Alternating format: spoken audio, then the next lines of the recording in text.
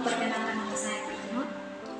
Saya akan membagikan materi tentang definisi dan fungsi manajemen sarana dan prasarana pendidikan. Manajemen merupakan seni untuk melaksanakan pekerjaan melalui orang-orang untuk mencapai tujuan dan program disepakati. Adapun beberapa fungsi manajemen diantaranya adalah sebagai berikut: pertama, perencanaan; yang kedua, pengorganisasian; yang ketiga, pelaksanaan; yang keempat, pengawasan.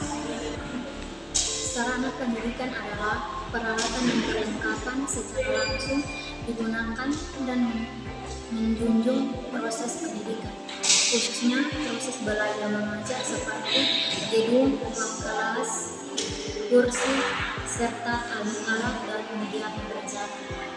Sedangkan yang dimaksud dengan prasarana pendidikan adalah fasilitas yang secara langsung tidak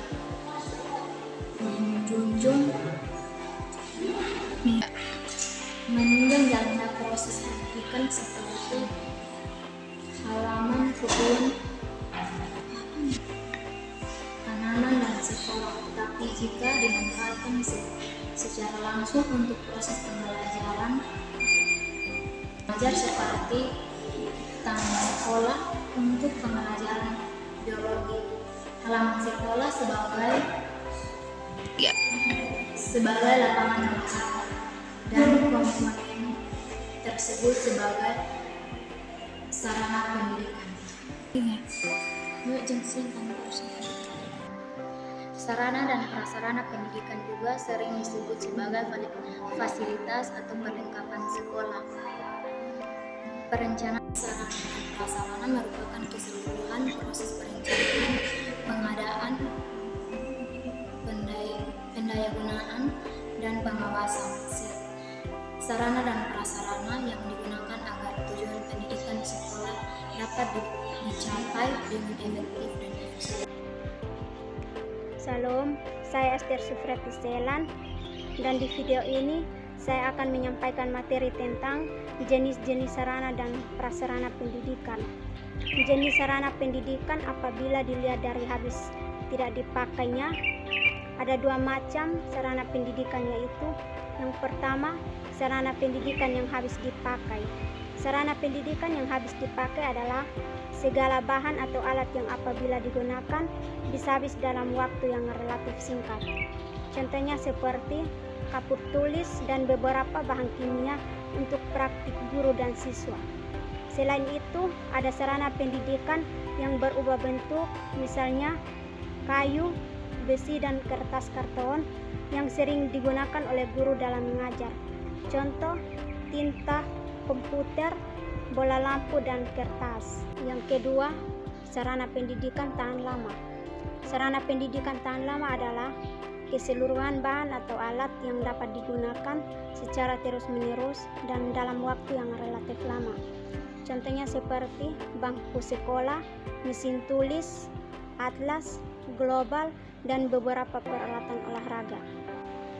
Jenis sarana pendidikan ditinjau dari bergerak tidaknya pada saat digunakan. Ada dua macam sarana pendidikan, yaitu yang pertama, sarana pendidikan yang bergerak. Sarana pendidikan yang bergerak adalah sarana pendidikan yang bisa digerakkan atau dipindah sesuai dengan kebutuhan pemakaiannya. Contohnya seperti lemari arsip sekolah dan bangku sekolah. Yang kedua, sarana pendidikan yang tidak bergerak. Sarana pendidikan yang tidak bergerak adalah semua sarana pendidikan yang tidak bisa atau relatif sangat sulit untuk dipindahkan. Misalnya, saluran dari perusahaan daerah air minum atau PDAM. Jenis sarana pendidikan ditinjau dari hubungannya proses pembelajaran, dibedakan menjadi tiga klasifikasi, yaitu yang pertama, alat pelajaran; yang kedua, alat peraga; dan yang ketiga, media pengajaran. Alat pengajaran adalah alat yang digunakan secara langsung dalam proses belajar mengajar, misalnya buku, alat peraga, alat tulis, dan alat praktik. Alat peraga adalah alat pembantu pendidikan dan pengajaran, dapat berupa perbuatan-perbuatan atau benda-benda yang mudah memberi peringatan kepada anak didik berturut-turut dari yang abstrak sampai dengan yang konkret. Yang ketiga, media pengajaran. Media pengajaran adalah sarana pendidikan yang digunakan sebagai perantara dalam proses belajar mengajar untuk lebih mempertinggi efektivitas dan efisiensi dalam mencapai tujuan pendidik. Ada 3 jenis media, yaitu yang pertama media audio, media visual, dan media audiovisual. Adapun prasarana pendidikan di sekolah yang bisa diklasifikasikan menjadi 2 macam, yaitu yang pertama prasarana pendidikan yang secara langsung digunakan untuk proses belajar mengajar seperti ruang teori, ruang perpustakaan, ruang praktik keterampilan, dan ruang laboratorium. Yang kedua, prasarana pendidikan yang keberadaannya tidak digunakan untuk proses belajar mengajar, tetapi secara langsung sangat menunjang terjadinya proses belajar mengajar, misalnya ruang kantor, kantin sekolah, tanah dan jalan menuju sekolah, kamar kecil, ruang usaha kesehatan sekolah, ruang guru, ruang kepala sekolah, dan tempat parkir kendaraan. Sekian penjelasan dari saya, terima kasih. Baik, Shalom. Perkenalkan, nama saya Febriani Kristiani Kivi, NIM 101-2020-0013, kelas A, semester 5, Prodi Pendidikan Agama Kristen. Baik, di sini saya akan menjelaskan materi dari mata kuliah Manajemen Pendidikan.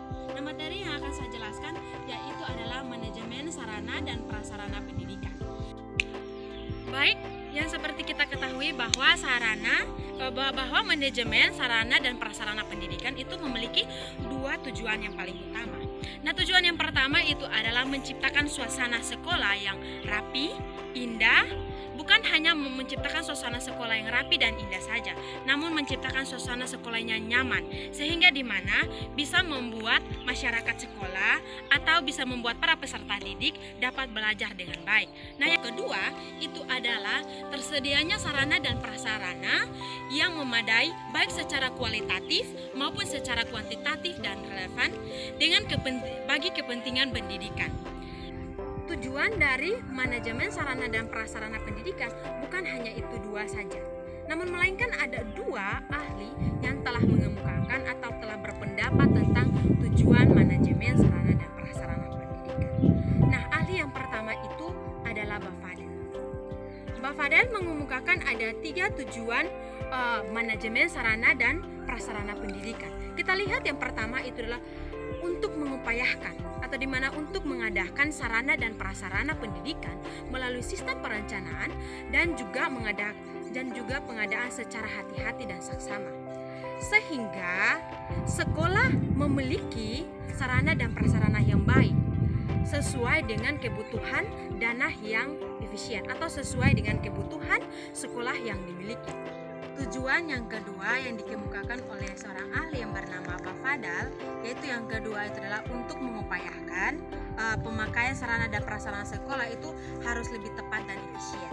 Nah, yang ketiga dari ahli Bafadel itu adalah untuk mengupayakan sarana dan prasarana pendidikan secara teliti dan tepat, sehingga di mana keberadaan sarana dan prasarana pendidikan tersebut akan selalu dalam keadaan siap dipakai ketika akan diperlukan atau akan digunakan. Bukan hanya ahli Bafadel saja, namun ada satu ahli lagi. Nah, ahli yang kedua itu adalah Arun. Arun ini mengemukakan bahwa tujuan manajemen sarana dan prasarana pendidikan yaitu untuk memberikan sistematik kerja dalam mengelola pendidikan atau dalam mengelola sekolah berupa fasilitas belajar. Nah, sehingga di mana tugas-tugas operasional kependidikan dapat dilaksanakan secara efektif dan efisien. Nah, itu adalah tujuan manajemen sarana dan prasarana pendidikan dari kedua ahli dan juga tujuan utama.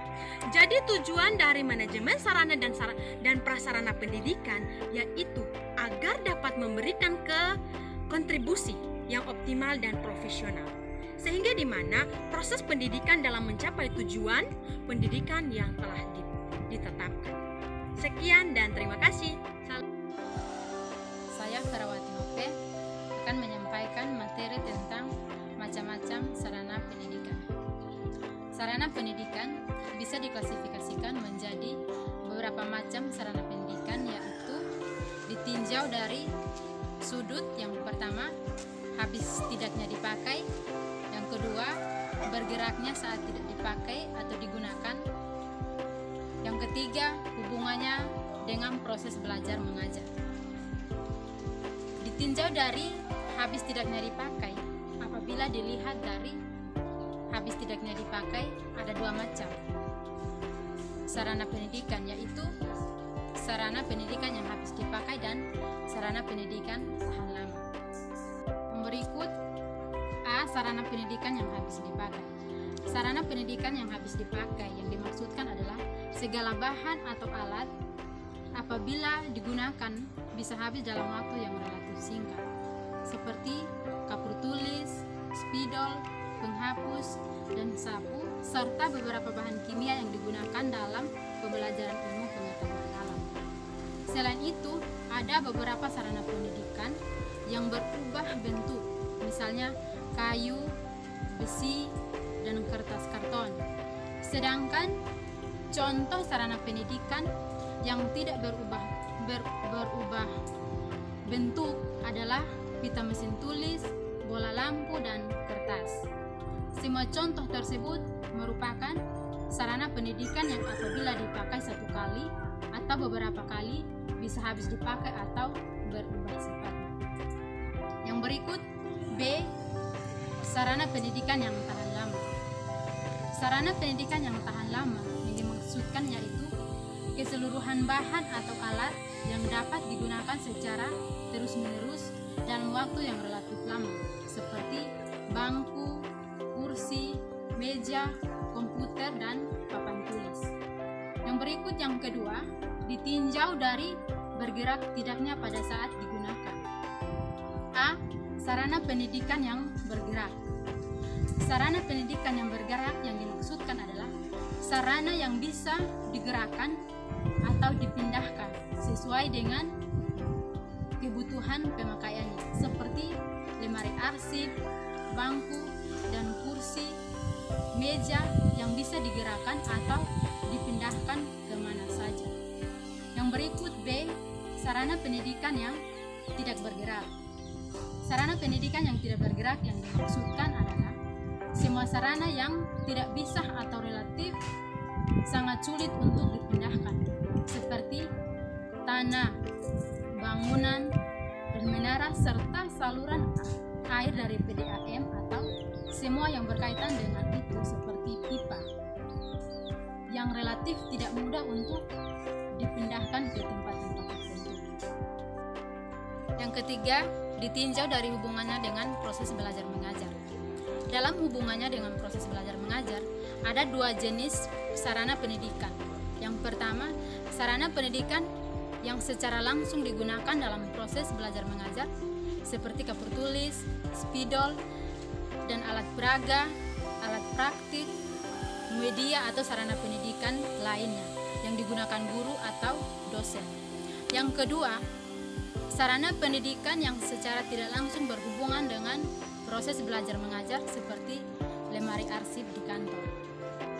Adapun prasarana pendidikan bisa diklasifikasikan menjadi dua macam. Yang pertama, prasarana pendidikan yang secara langsung digunakan untuk proses belajar mengajar, seperti ruang teori, ruang perpustakaan, ruang praktik keterampilan, dan ruang laboratorium.